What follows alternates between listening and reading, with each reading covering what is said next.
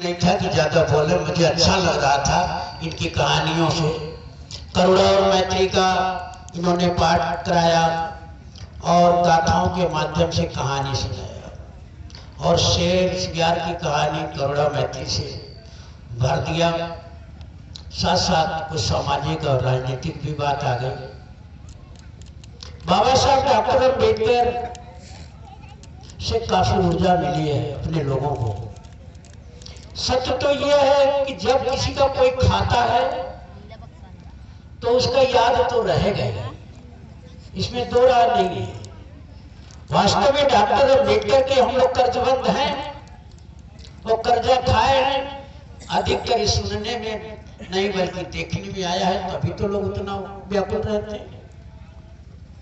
जो लोग कर्जा नहीं खाए हैं ना जानते हैं तो नहीं समझ में आता। अब धीरे धीरे समझ में आ रहा है पिछड़ों को भी और लोगों को।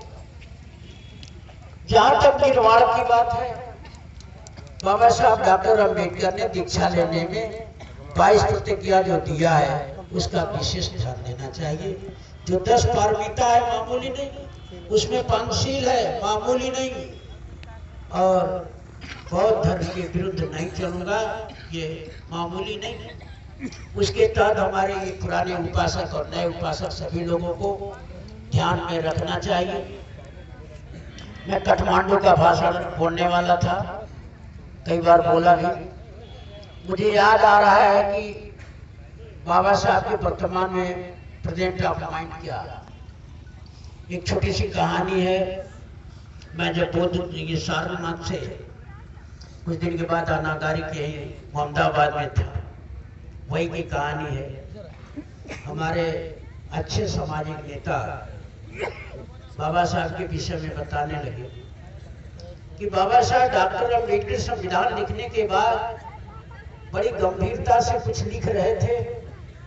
वहां 2 विद्यार्थी दर्जा 6 में पढ़ने वाले गए और दर्जा 6 में पढ़ने वाले गए और बाबा साहब से कह रहे हैं, लड़के थे, बड़ी जिज्ञासा थी, नमस्कार किया और उन्होंने कहा, बाबा साहब हम लोग भी समाज का काम करना चाहते हैं, हम लोग को कुछ उपाय बताइए, हम लोग की सेवा करें। डॉक्टर अम्बेडकर बहुत ही गंभीर मुद्रा से देखते हुए उन सबों को ध्यान से देखते हुए पूछा, क्या तुम लोग पढ़ते हो? हाँ। कितने पढ़ते हो? तो लोगों ने कहा हाँ पढ़ते हो। कितने पढ़ते हो? किस क्लास में पढ़ते हो? उन्होंने कहा दर्जा 6। यहाँ से भाग जाओ, दूर आ जाओ मेरे सामने। बहुत कस के डांटा और लड़के डर गए। फिर जाके वहां खड़ा हुए। बाबा साहब ने कहा, मेरे डांटने का मतलब समझ रहे हो? अभी तुम लोगों की उम्र पढ़ने की है, समाज का काम करना इतना खिलवाड़ नहीं है। मैं अपने लोगों को ऐसा चाहता हूं कि पहले पढ़ें, जितना हो सके मजबूती से पढ़ें, तब समाज का काम करें।